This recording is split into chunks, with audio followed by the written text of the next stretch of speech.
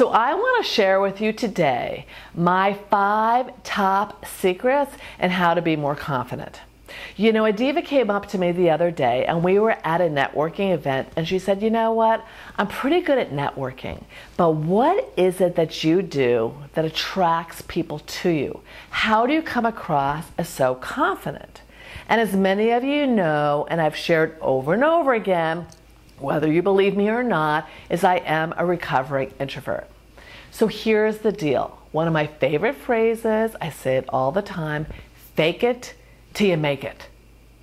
Don't wait for the confidence to just all of a sudden appear out of nowhere and then you're ready to get out there and network. So I'm going to share with you today my 5 top secrets that I've been sharing with seminars for the last 25 years and I use for myself if I'm feeling a little insecure or uncomfortable in any kind of social or professional setting.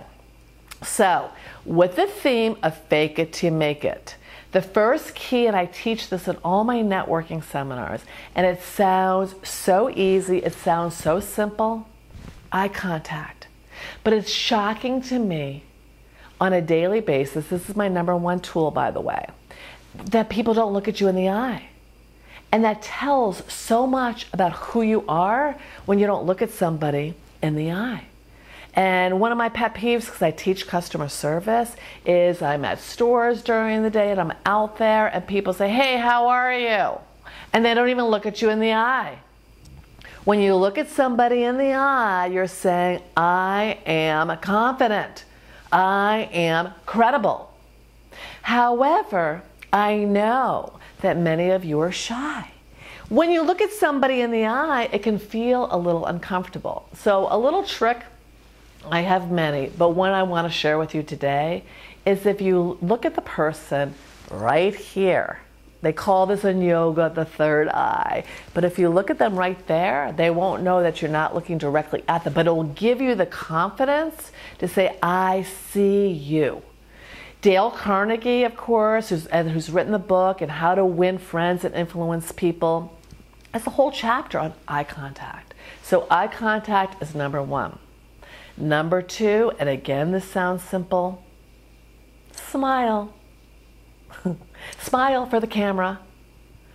I always hear my audiences at this point when I'm teaching a networking seminar say, that's fake, Heidi, what if I don't feel like smiling? When you fake it till you make it, and when you smile, you come across as confident and approachable. We can all put on a smile, you know, right now in front of the camera. If I said, let's take a picture, you would put on that smile. And do you know that even when I teach stress management seminars, when you smile, you're telling your body you're happy. However, when you smile, you come across more comfortable and more confident, but people forget it. So smile. I was at a women's conference a few months ago and just in the bathroom and looking around, all the women were looking like all mean and unhappy. And I was like, wow, first impressions say everything. We need to be aware of how we're coming across, even if we don't think that people are watching, because they are. So #2, smile. #3, hand gestures. What do we do with these hands? When we're walking around at networking events, be aware. How are you coming across? Because it's all perception. The reality is you could be sitting here with crossed arms because you're cold. But what might people be thinking about you? They might be thinking, gee, she's a little snippy or snooty. How are you coming across? So what I recommend is it's okay, and if you're Italian, put your hands out there, but notice something I'm doing. My palms are up. What I learned a long time ago, because I have studied a lot body language, when you put your hands up like this when you're talking, people are saying, you're saying, you can trust me, I'm not hiding anything.